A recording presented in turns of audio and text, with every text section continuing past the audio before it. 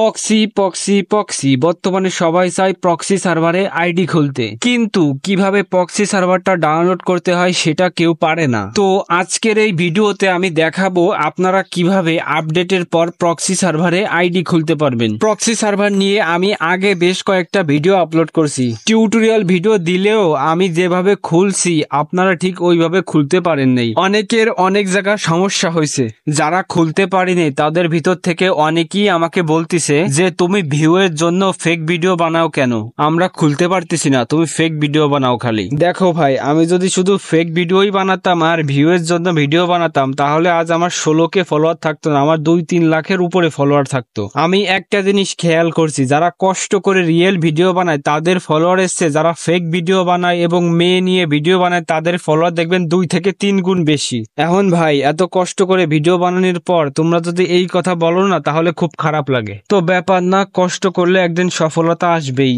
অনেক বকবক করছি, এইবার চলেন ভিডিওর দিকে যাওয়া যাক। আপনাদের মনে আছে আমি কয়দিন আগে দুটা প্রক্সি সার্ভারে ডাউনলোড টিউটোরিয়াল দিছিলাম, একটা হলো আস্তুতে আর একটা হলো কিবোমোডস। কিবোমোডস প্রক্সি সার্ভারে আপনারা অনেকেই ঢুকতে পারলেও আস্তুতে প্রক্সি সার্ভারে ঢুকতে পারেন নাই, অনেকেই বলছেন যে নেটওয়ার্ক সমস্যা দেখায়। তো এই আপডেটের পর আমি কিবোমোডস প্রক্সি সার্ভারটা ডাউনলোড করে সাকসেসফুলি সেটআপ করছি। ও আর একটা কথা, আপনারা অনেকেই আমাকে বলছেন যে আপনারা এই কিবোমোডস প্রক্সি সার্ভারটা ডাউনলোড করার সময় যে ডিসকর্ড দিয়ে লগইন দিতে হয়, আপনাদের ওখানে হয় না। কিন্তু ভাই আমার তো কোনো সমস্যা হয়নি। তো যাই হোক, কিবোমোডস প্রক্সি সার্ভারটা আমি ডাউনলোড করে যখন ঢুকতে গেছি তখন ওই আস্তুতে প্রক্সি সার্ভারের মতো আমার নেটওয়ার্ক সমস্যা দেখাইছে। অনেকক্ষণ চেষ্টা করার পরেও ঢুকতে পারিনি। তারপর আমি করলাম কি, আস্তুতে প্রক্সি সার্ভারটা ডাউনলোড করে সেটআপ করলাম। তারপর যখন গেমে ঢুকতে গেছি তখন আমার মনে করেন 2-3 মিনিট লগইন এ সমস্যা দেখাইছে, নেটওয়ার্ক ইরর। তারপর হঠাৎ করে দেখি কি গেমে ঢুকে গেছি। ভিডিও বানানোর জন্য আমি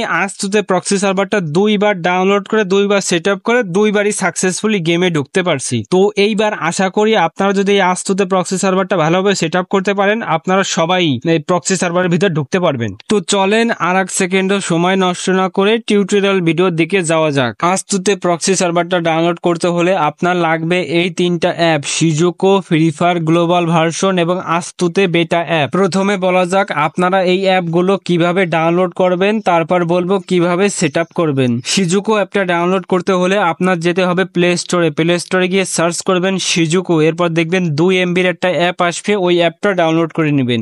এবং ফ্রি ফায়ার গ্লোবাল ভার্সন ও আস্তুতে বেটা অ্যাপ ডাউনলোড করতে হলে আপনার যেতে হবে ক্রোমে গিয়ে সার্চ করবেন GameNuz.com, GAMENUZ.com। এরপর দেখবেন আপনার সামনে এরকম একটা ওয়েবসাইট ওপেন হবে। তারপর হাতের ডান দিকে উপরের দিকে খেয়াল করলে দেখতে পাবেন প্রক্সি অ্যাপ লেখা, ওখানে একটা ক্লিক করবেন। ক্লিক করার পর দেখবেন কি আপনার সামনে প্রক্সি রিলেটেড যত অ্যাপ আছে না সব অ্যাপ চলে আসবে।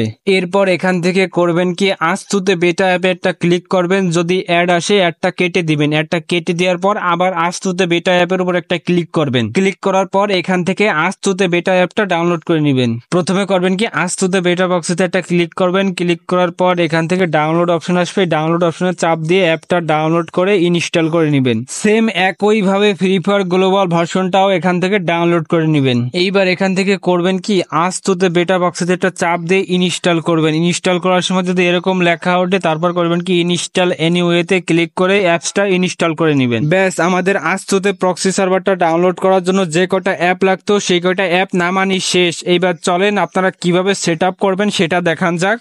এইবার আপনারা করবেন কি ফ্রি ফায়ার গ্লোবাল ভার্সনটা ওপেন করবেন। ওপেন করে করবেন কি একটা গেস্ট আইডি খুলে নেবেন। যদি আপনার আগে থেকে গেস্ট আইডি থাকে তাহলে ওটাও হবে, ওটা করবেন কি লগ ইন করে নেবেন। গেস্ট আইডি লগ ইন করার পর করবেন কি গেস্ট আইডির ইউআইডিটা কপি করে গেম থেকে ব্যাক দিবেন। এইবার আপনার সিজুকো অ্যাপটা কানেক্ট করতে হবে। যারা সিজুকো অ্যাপটা কানেক্ট করতে পারো না তারা করবা কি আমার টিকটক আইডির ভিতরে যাবা, ওখানে দেখবা কি আমি কিভাবে সিজুকো অ্যাপটা কানেক্ট করতে হয় ওই ভিডিওটা পিন করে রাখছি। ওই ভিডিওটা দেখে আপনারা প্রথমে করবেন কি সিজুকো অ্যাপটা কানেক্ট করে নেবেন। এইবার আপনারা ঢুকবেন আস্তুতে বেটা অ্যাপে ঢুকে প্রথমে করবেন কি সিজুকো অ্যাপের পারমিশনটা অ্যালাউ করে দিবেন। এইবার দেখবেন কি ভার্সন চেক করবে, তারপর আপনাকে বলবে কি যে আপডেটেড ভার্সনটা নামাতে।